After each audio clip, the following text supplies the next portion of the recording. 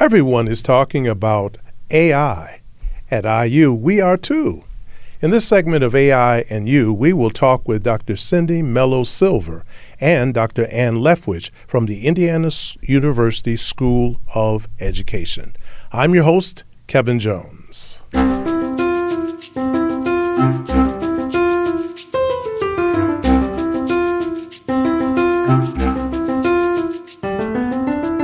From the Indiana Public Media Met Studio on the campus of Indiana University, this is State of Inquiry, a video podcast series of expert-led conversations highlighting the impact of IU research. In this season, Dr. Kevin Jones guides us through AI and You, navigating the new frontier. Over the course of 4 episodes, speaking with experts, innovators, and everyday people, reshaping what we know and how we live. Dr. Jones is an AI strategist at IU Columbus and a thought leader and educator with over 30 years of experience empowering workforces and integrating innovative technologies ethically. He has served as leader of the 2024 Indiana University Generative AI Task Force and a panel moderator of the World Summit AI Conference. I'm Eddie Stewart. This is episode 1 of 4 of AI and You, Navigating the New Frontier. We're incredibly fortunate to have Dr. Cindy Hmelo-Silver joining us today. She's a leading expert in applying AI to education as a professor of learning sciences at Indiana University. Dr. Hmelo-Silver has done groundbreaking work in problem-based learning and as the education lead on the National Science Foundation-funded Engage AI Institute. That's a mouthful right there. She has been working with an interdisciplinary team to take these lessons to use AI as part of educational games to help students in learning science. Thank you so much for being with us, Cindy. It's my pleasure, Kevin. Thanks for inviting me. Glad to have you. So, first, could you tell us a little bit about yourself and what led you to focus on AI research? So, I am professor of learning sciences, as you mentioned, and I study how people learn, and particularly about how they learn about complex things. So stuff that's really hard to learn in science or in teaching or in medicine. So I've worked across from elementary school kids to teachers to medical students. And one of the things that has really interested me is how we help people learn to do collaborative problem solving and engage deeply as they learn science. And watching students take the lead in their learning, as well as watching teachers also be able to support students in doing these interesting kinds of inquiry learning opportunities. Wow. Lot to cover, lots of work as well, eh? Now, let me ask you a kind of, this question here is, what do you see as the most significant impact of your research? So, for the past 10 years or so, we've been developing AI-enabled applications and resources to support both students and teachers in complex and collaborative problem solving. For students, we've been designing learning environments that respond to student ideas, support their collaborative problem solving, and open up access to ambitious learning. For teachers, we use AI to analyze group discussions and student interaction patterns to help them make informed, timely decision. But what's really important is that we've been working both in interdisciplinary teams of computer scientists, learning scientists, instructional design, but also that we've involved students and teachers as partners as part of the co-design. So we really think hard about how do we put humans in the loop? How do we do our work with teachers and learners that has them be active decision makers and problem solvers, and where they can work synergistically with the AI. All right, so students and teachers working together with AI. Some people think that AI is a separate and distinct entity, but you're saying that you're using AI first developing capabilities of teachers, developing capabilities of students, and then putting those together to learn. How does that work? Well, I would say we are using teachers to help develop the capabilities of AI. I see. And so we look at what are the issues that teachers find challenging in the classroom or the opportunities that we see where AI might be helpful. So one example is if we've got 5 different collaborative problem-solving groups. Some groups are doing great, but they need the teacher to just come over and let them know that. Some groups are struggling a bit, and the teacher might have ways to help. So we think about what do the teachers need, what do the students need, and how can we use AI to support both of them? Are there places we can support the students directly in ways that get them thinking about the content that they're learning, how they're solving problems, how they're working together as a team, and how can we give information to the teachers where they can make actionable decisions doing what they do best. I see. You mentioned the term human in the loop. Tell us what that means. It means we don't set the AI loose on the classroom to take over. It means that the AI may provide information, but for example, the teacher is the ultimate decision maker. Or we might provide suggestions to students about what they might do to work together better. But the students ultimately get to decide, am I going to follow this? Or maybe I need more suggestions. I'll ask the AI. So I think this provides both opportunities to use the AI productively as well as opportunities for both teachers and learners to think critically about what is the AI telling them. Does this make sense? Do I need to listen? Or does it give me some ideas that may help me go in another direction, but that was helpful nonetheless? So clearly, your research would indicate that we need to engage with the AI. We can't say, let's ban it, let's stay away from it, let's try to avoid it, let's police students' usage. Your perspective seems to be very much engaging with AI. Very much so. But we also want students and teachers to understand what AI is, what it can do, what it can't do, and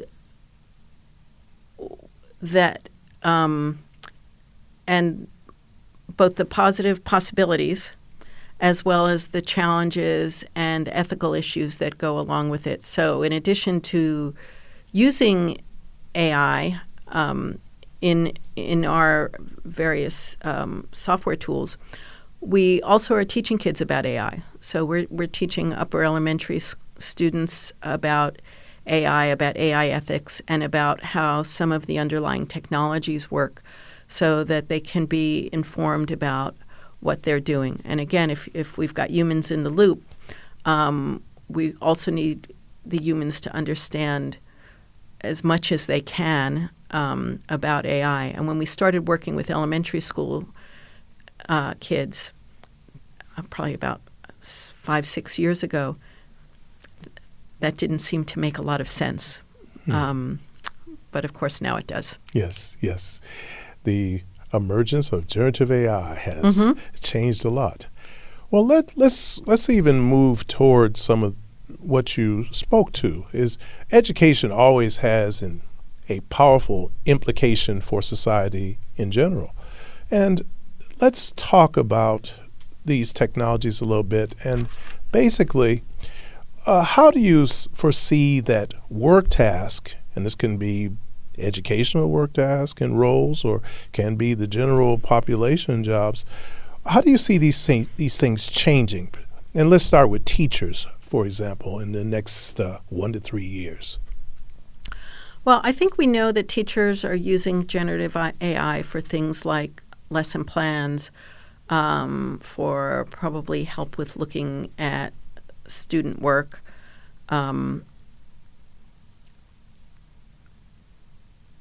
and in various automated tools that can help with grading, that use natural language processing. I mean, I think the advances in natural language processing are huge.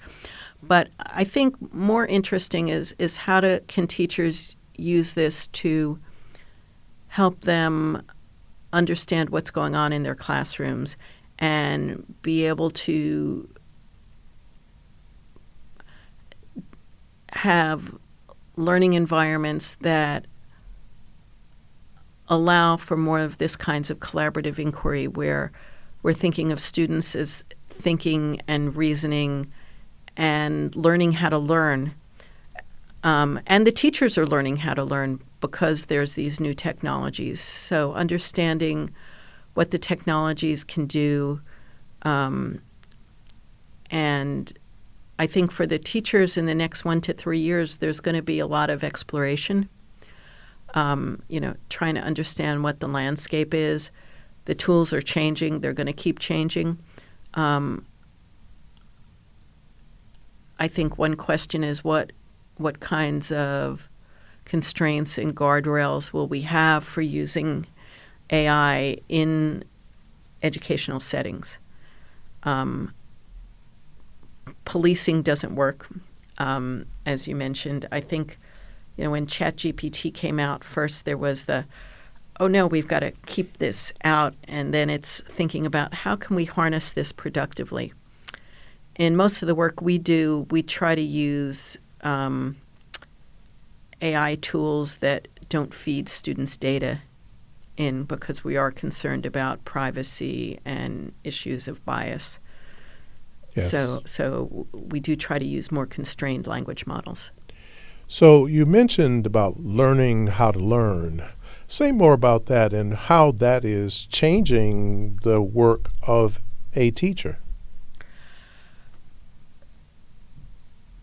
So I think for the teachers, so I think there's always been this tension between we have to cover all the content and how do we let students work on things that they're truly interested in, or that we can set up learning situations that make things interesting. So my work on problem-based learning has really focused on how do we set up a problem that kids don't know how to solve, but they have to learn the material that they would need to solve it. And it should cover the content in the class, but it may not get all the way there. It may cover some other things, but an important piece is the kids have to learn how to learn. And similarly, the teachers have to learn how to use different resources, which resources are more trustworthy, and how can they curate some of these for their classrooms? What are the tools that their school districts are providing for them? And how do they judge both their usefulness as well as if I take this much time to learn this tool, is it going to help me in helping kids learn? Sure. So will it allow me to do my job more effectively?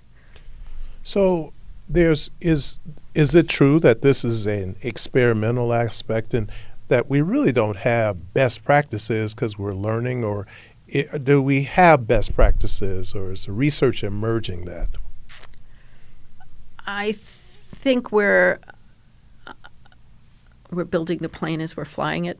I think some of these are emerging.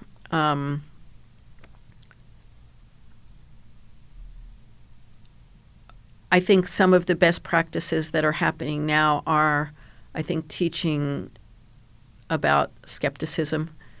Oh. That, knowing that if you, and this goes a little bit beyond my research, but knowing that if you put a prompt in to ChatGPT or some other generative AI tool, you really have to look at what comes out. You have to double check it. And that's not necessarily a terrible thing, because I think you've probably had to do that with search engines for a long time. But now as if you use ChatGPT to help you in writing, you need to really look at what it's producing. Is it and where do you use it? Maybe for brainstorming it's helpful, but you don't want to ask it to write your whole essay. Right. But whatever it gives you, you need to double check.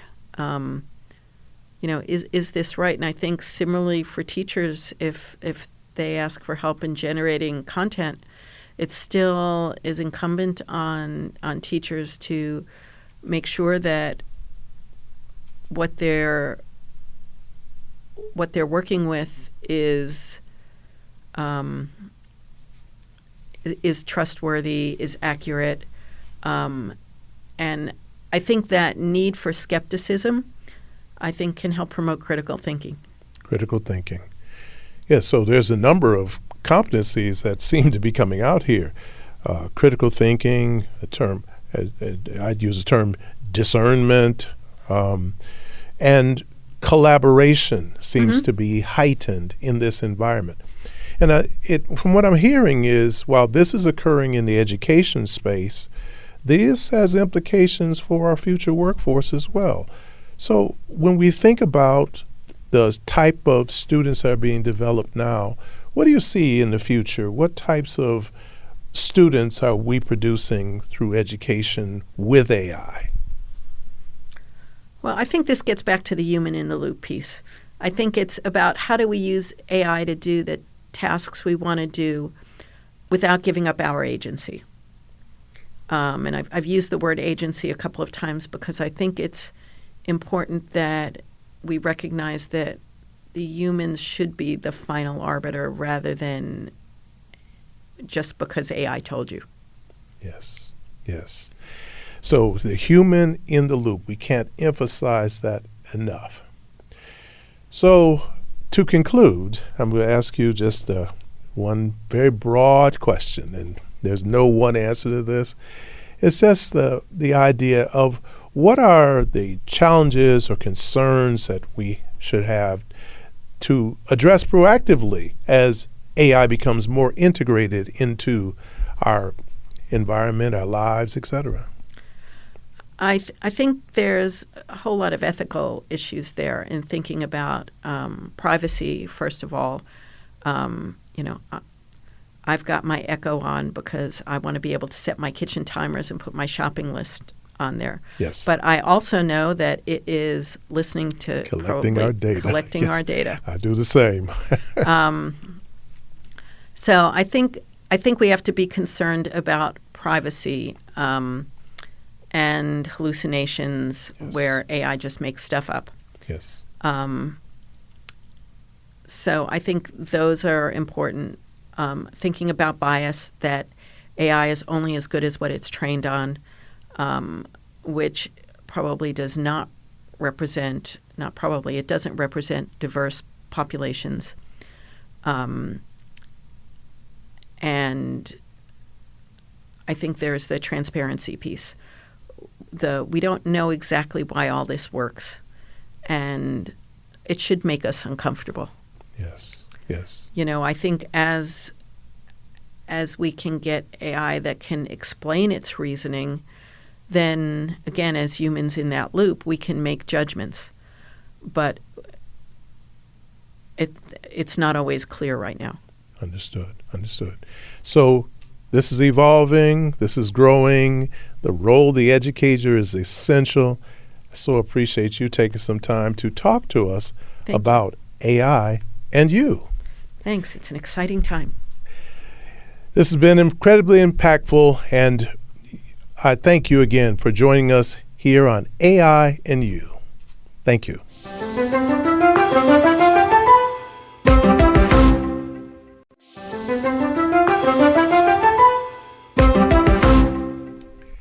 Everyone is talking about AI. At IU, we are too. In this segment of AI and You, we will talk with Dr. Hmelo-Silver from the Indiana University School of Education. I'm your host, Kevin Jones. Welcome to AI and You, Dr. Hmelo-Silver. Thanks so much for having me, Dr. Kevin Jones. We're so pleased to have Dr. Leftwich with us today. She's Associate Vice President for Learning Technologies at Indiana University and the Barbara B. Jacobs Chair in Education and Technology. Her work is profoundly significant as she pioneers the integration of AI into K-12 and post-secondary education, ensuring equitable access and preparing both students and educators for an AI-rich learning environment. So, lots there. You're doing some good work. So tell us a little bit about who you are and your research. Tell us. Absolutely. So I like to consider myself a temporarily retired elementary school teacher. I love being in the classroom and working with students. My initial research started with looking at technology in general and what sort of things encourage teachers to adopt and use technology in their classrooms. This has evolved over time. So even though my early research focused on K through 12 education and specifically how teachers adopted and integrated into the classrooms, over time I started asking deeper questions. So to say, are we just teaching students how to use technology, or are we helping them understand it well enough to transform it for more impactful purposes? And that evolution from use to understanding to transformation has really been central to my work, especially as artificial intelligence has entered into the mainstream within K-12 and now and also post-secondary. As a recent example, has really brought this to life in my own life. My fifth grade, now they're going to be sixth grade, but during fifth grade, my twin daughters, they designed an AI chatbot to help classmates navigate real-life fifth grade concerns. Because, of course, mom doesn't understand what it's like to be in fifth grade. So they trained the model with their own vernaculars using words like skibbity and slay and all of the other terms that middle schoolers use, and then also built in Socratic-style questioning. And the goal was to create something that would be able to answer questions about what should they be doing in fifth grade, how should they be doing this in a more objective, unbiased way. What blew me away was when they realized that their chatbot was actually biased based on the training materials they were providing. So they had asked it if it's okay to be, a question about dating, and we have a rule in our house that was something that's not okay, right? So they said, well, we're going to go back then and train our chatbot.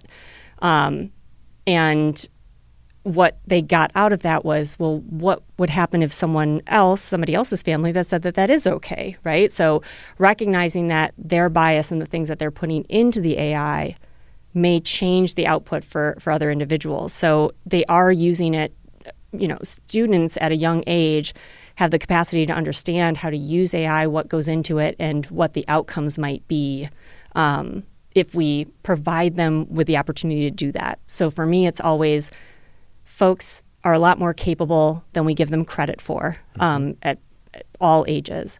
And so trying to figure out how do we provide that to individuals at the youngest age possible so that they do understand what their data is, what it's being used for, how they can transform society, how they can answer larger questions and solve problems from their viewpoint because their viewpoint matters. Wow. Fifth graders. Yes. And right there, I think, is a message for the listeners of this to understand that fifth graders using generative AI. So what does that say for adults? Where are we with that? In fact, let's even get right to that. So when we think about current AI technologies, so as you mentioned, your daughters are using AI technology, but one of the things I think people are not always clear on is what AI exists right now and what is present right now. And eventually we'll talk about the future, but what are some of those technologies that people are using today that may be affecting how we think, and they may not even realize how our work has changed, how we're living differently due to these AI tools? Absolutely. So we often think of AI as something futuristic, right, or only tied to tools like ChatGPT. But in reality, AI has been embedded in our daily lives for years, sometimes in ways that we barely notice, right? So traditional AI, not necessarily generative, powers things like your spam filter in Gmail, or how Google Maps predicts traffic and adjusts your route in real time, or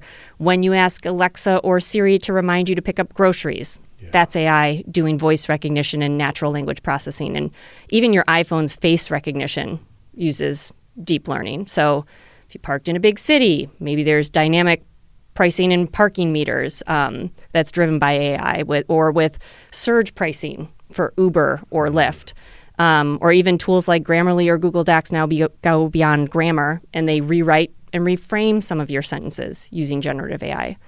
But beyond that, AI is also showing up in more critical areas like financial institutions, using it to flag fraudulent charges within seconds, often before you even notice them, or in healthcare where AI systems are helping radiologists detect patterns in imaging scans that might otherwise be missed. So whether you're booking a flight, applying for a job, or even just scrolling through TikTok, there's AI in there that's shaping the experiences behind the scenes. I see. And it has evolved to this point where it is somewhat ever-present. And that being said, one of the things that people are very concerned about is work tasks and work roles changing. So what do you foresee are the ways that work and roles will change and maybe over the next 1 to 3 years? And you can speak either in the context of education or the workforce in general. Yeah. So AI is already changing what work looks like in education, but the bigger shift is coming in how we define our roles, especially in my mind in higher education. So if a student can use AI to summarize research draft essays or even solve equations, then we have to ask, what do they need us for?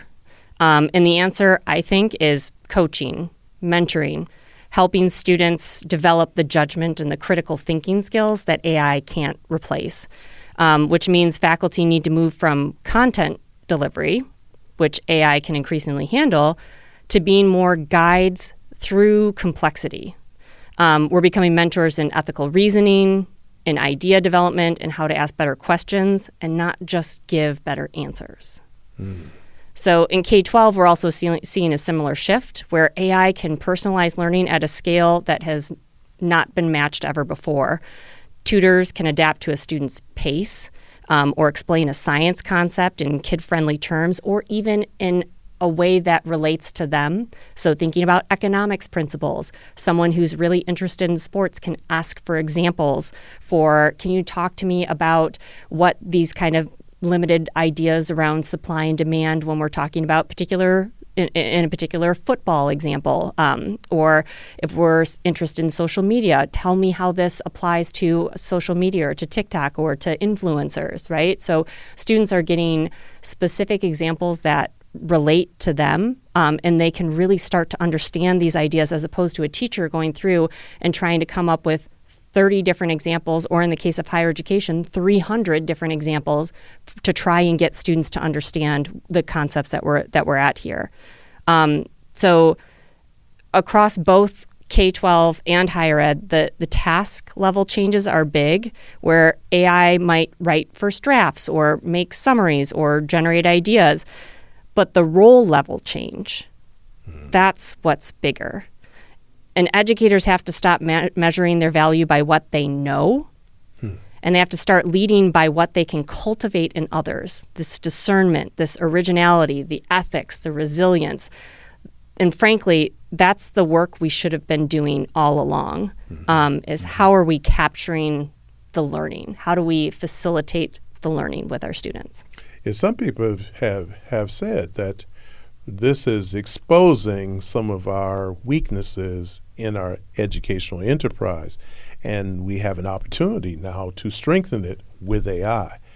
But that being said, you and I both know that some people will say, well, how do we know that this is good? And where is the demonstrated best practice, and where's the research that proves this is good, which is a good thing to question and to critically assessed. But it seems like it kind of is more of saying, do we really have to change, right? Right. And so what types of things would you say to folks who are recognizing what for some of us is obvious, our work and our roles are changing? What do you say to them? So recognizing that there's always there's no one clear answer, right? And there's lots of variability in here of how we talk about and how we try and push change. But knowing that change is necessary, it will be happening. And really, AI has just become a Trojan horse to sneak in the pedagogy and the things that we want to change. We know that it is critically important. In some instances, someone could be an amazing lecturer, right? Like I'm a faculty member that I love to get up and do a good lecture. I know you do too, yes, right? Like absolutely. This is the fun opportunity to be able to explain what it is that we do and have different ways to reach individuals in the storytelling piece. There are some individuals that are so good at it. Think about like all the TED Talks and things that we listen to, right? Yes. Those are exceptional, and those necessarily are not replaced by AI, right? But there are so many instances in which we get up and we will go through a PowerPoint presentation with our students, and it's not getting them to where they need to go. Or they could be listening to these things at home or interacting with the content or coming up with ideas. When they come to class, we should be working on iterating, that coaching, that mentoring, those different things that we can do in order to pull out the learning moments and give them feedback. Those are the points where I think we need to look at what it is we're doing and how we're doing that as educators. I recently met with a faculty member around talking about a biology example where they used in their class, they had students summarize different lab reports, right? To say, here's how these labs are set up and this is what this should look like. And they said, well, with AI, the students are just uploading that and getting a summary of it now instead of summarizing it themselves. So the question is, well, what's the learning objective? Well, the learning objective is that you want students to be able to understand there are different reasons for why you set the lab up different ways. And I said, well, that's fantastic. Now you've got this article and maybe put a couple of other articles up there, and now the student engages in conversation to say, how is this lab set up? Why was it set up this way? How could it have been set up differently? What are the pros and cons of setting it up this way? So now the student has interacted with the content in a way that allows you to have a much richer conversation when you come into the class. Right now it becomes a debate of, all right, now I've got this new situation. How do you all think we should set up the lab? Give me a couple of different options, or here's different options. Debate back and forth about why this one way might be better than another. Yeah. And sometimes I do like to, as I say it, pull my age card on people. When people are kind of resistant to some of the changes, I say, well, back in 1980 when I was in the classroom, yes, in the third grade elementary classroom in 1980, there were some things different. And now, okay, this is 2025, things are a bit different now. So what do? We adapt. But I won't talk more on that. I'll let you do the talking on that. So let's go ahead. Let's look at this. And looking ahead, what do you see are additional AI technologies that are on the horizon that you believe that will continue to impact our work and our personal lives over the next 1 to 3 years or further out? Yeah, I think the crazy thing is AI changes so rapidly, right? What it is able to do and capable of doing. Obviously, agentic and agents being able to serve on our behalf and being able to code them or tell them what it is that we want to do.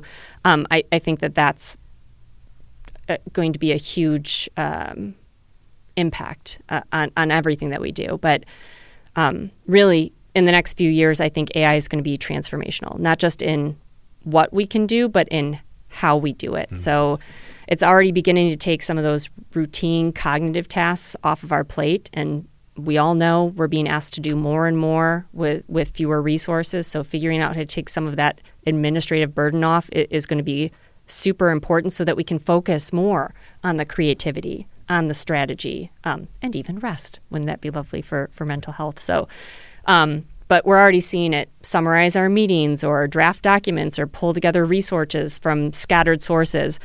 But what's really exciting is how seamless this is becoming. So, for example, I've uploaded dense policy reports onto Google Notebook. And then as I'm driving up to Indianapolis, I can have it listening, or I can listen to it and then even interact with it back and forth, right? Asking questions as I'm going up, and trying to figure out what actually this report means. What does it mean to IU? What does it mean to our strategic opportunities?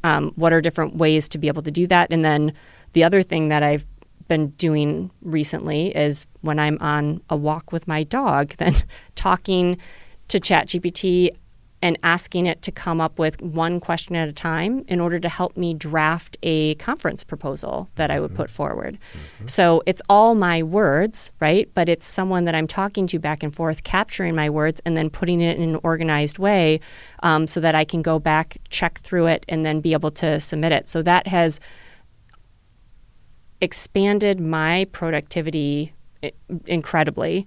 In education, that same shift is happening where AI tutors can now adapt to how a student learns, changing explanations on the fly, offering personalized practice. That's one of the things I've actually done this entire summer with my kids, is keeping them on track by creating personalized worksheets by uploading the Indiana state standards. Wow. And saying, here's the type of questions that I would like to work on based on what their test scores were at the end of the school year. So here, like, one needed to work more on measurement, whereas the other needed to work more on number operations. So I was able to customize, and then I just go back on every day and say, give me another worksheet, give me another worksheet. And it kept up with each one of their different needs, so that they had just little bits of practice over the summer. So that personalization to not just connect to their interests, but also exactly what they need to be learning and how they need to be learning it, it's a game changer for equity. We're no longer designing one size fits all. We're starting to design for every learner. And that's what we even get with Netflix or with Amazon or all of these other options, right? Is once we start to identify more about what an individual needs, we can customize it. So in your perspective is that of a learner, is that you're not saying, okay, when I learn how to use these tools, I'm finished. It sounds like you're a continuous learner and you are seeking ways to find the opportunities the tools provide. And when we think about that, what are some practical ways that individuals can prepare themselves for this transition of work? So I think the best way to think about it is, again, utilizing AI on a regular basis, and utilizing it in ways that you might not think of, or even just to start with the personal ways. So I know some of the great ways that people will start to use it on a personal basis to feel more comfortable. Take pictures of things that are in your fridge and ask, what could I make myself for dinner, right?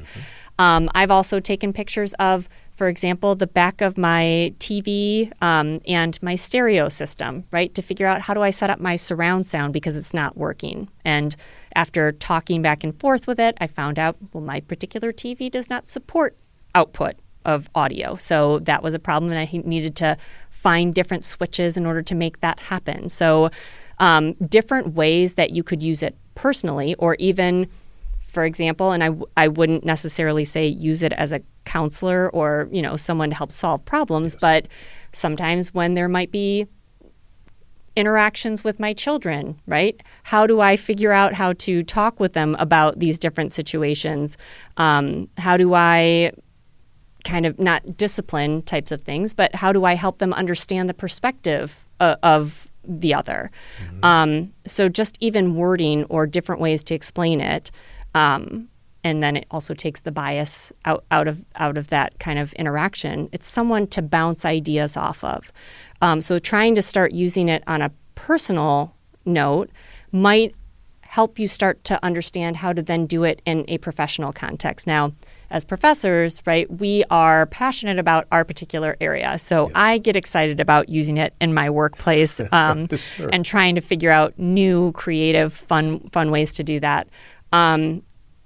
Asking AI how to use AI is wonderfully appropriate and yields some of the best examples, right? So if I'm saying, I want to come up with a really great prompt in order to do this, right? So one of the things that I was asking it today is, I want to come up with a really good prompt that will help me analyze my emails to get a prompt to help write future emails based on my tone, right?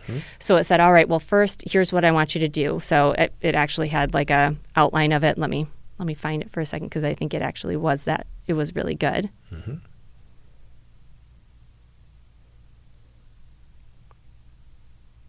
And so it was, analyze a section of my recent outgoing emails, identify the level of formality, common vocabulary choices, emotional tone, for example, empathetic, direct, enthusiastic, and typical sentence structure. Provide a brief summary with clear examples so I can guide AI-generated emails accordingly.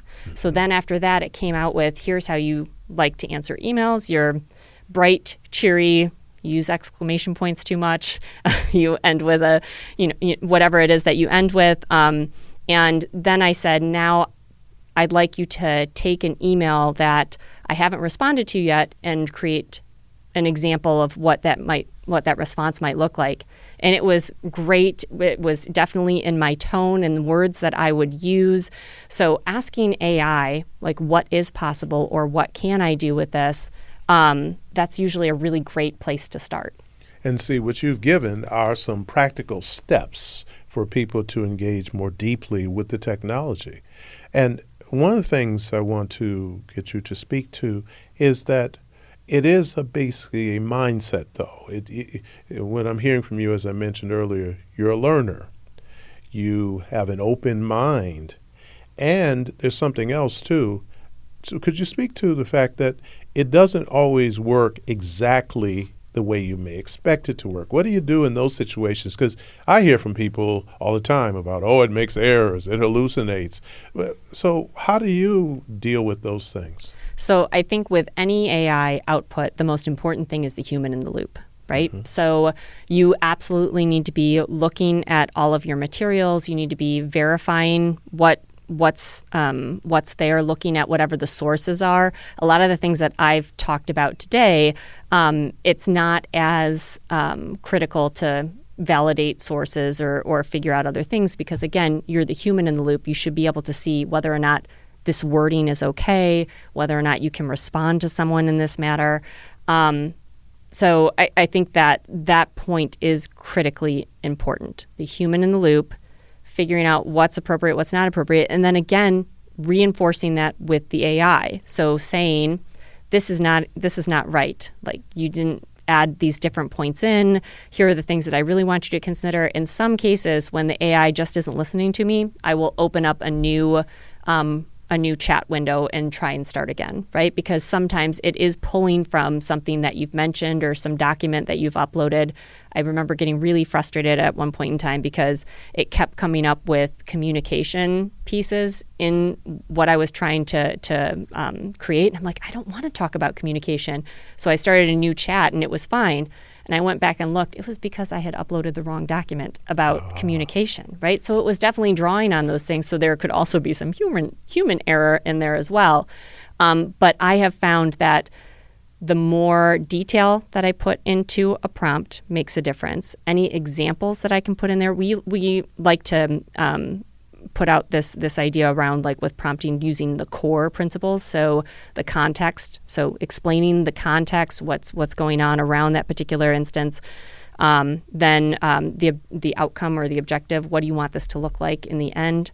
The R being the role. So what role do you want it to take on? Do you want it to be a strategic planner? Do you want it to be a communications expert? Do you want it to be a decision maker, an event planner? Whatever it is that you want it to be, ask that, because then it'll take on a particular role. And then finally, examples. So any kind of materials or what you might want this to look like, anything else that you can put up there for it to iterate on will help yield better results. And see, what I'm hearing from you is the measure of an effective educator. That is, use whatever you can use to become better. Yes. And that's what it sounds like you're doing, and you're sharing your learning with others. Thank you. Can I add one more? Oh, please do. All right. So the one other thing that I do want to talk about is one of our projects is called Primary AI, and that particular curriculum is 3rd through 5th grade artificial intelligence, and it's integrated into life sciences. So on that particular project, that was actually my sabbatical project, I think in 2022, and I went around and taught it to over 500 3rd through 5th graders. And based on that curriculum, we did Introduction to AI, AI ethics, AI planning, machine learning, and then computer vision. And students at the 3rd through 5th grade level, we saw improvements on all of their conceptual understandings. And they were able to articulate and talk about AI. And the reason why I think it was so successful is because we used a lot of analogies and things that they would understand. So as we were talking about data, for example, or computer vision, we were discussing on humans, for example, 70% of how they build their understanding of the world happens to be based on what we see around us. But if we're talking about snakes, for example, snakes build their understanding of the world based on vibrations and infrared. So when we're looking at like vibrations, if it's a big vibration, right, like maybe we'll rate that as number 10, Yes. then that would likely be a predator. But if it's small little vibrations, it's most likely going to be like a mouse, right? So that would be prey. So if we're looking at numbers and talking about numbers and how it's inputted, now we start to see how a computer is also understanding its world as well, right? Because computers are understanding with numbers, and that's how we input things. There's so many different ways to gather data and to start to better understand the world. That's one example where I think when we start talking with students about what is capable for AI, they're better able to understand how computers are gathering information, what that could look like, what the opportunities are. Yeah, so, and when hearing about that fabulous research that you're doing, how does that inform practice from your perspective? So that informs how students can conceptualize and think about artificial intelligence, right? So the conceptual pieces around if we better understand how data can be used and how we can design systems in the future, right? So maybe in the future, as I'm thinking about designing my own, like thinking about traffic, right, at Indiana University Bloomington, Yes. It's not maybe just about counting cars, but maybe how fast cars are going. What about when somebody is walking down the street, and how can I collect data on that, and where they're crossing, and at what times are they crossing, and where have accidents been? There's so many different data points that you can draw from in order to better create and inform an AI outcome. That's really what we want our students to think about, is to get a better conception of, as they build things, which we know that they will likely be building things or talking to AI, how do we get them to think about broader context and broader capabilities from what data to draw from, and how to ethically code that, right? So in the instance of my daughters, as they were thinking about ethics and bias and what data goes in there, what other things could we have used to make a more well-rounded 5th grade app? Maybe there's a 5th grade app that exists for 5th grade girls versus 5th grade boys, right? Maybe there's an app that exists for rural students versus non-rural students. So anybody could even talk to it and say, I like my app to be a little bit more snarky, or I like my app to be like just reinforcing everything that I say and give me positive feedback. So there's so many different ways, as we're thinking about not just the coding of it, but also like what data are we putting in it. That's the critical point that I think individuals need to understand about how AI works. Yes. In order to use it well. So it sounds like green field of opportunity for educators, right? Yes. Plenty, as the term we used to use in consulting. And I think we need more people like you Dr. Ann Leftwich, who are bullish on the opportunity, who are willing to say, let's do some things, let's learn more, let's research, and we'll all benefit from our active engagement with this technology. Well, again, thank you so much for spending some time with us here at WFIU, and thank you very much. Thank you. It's been wonderful.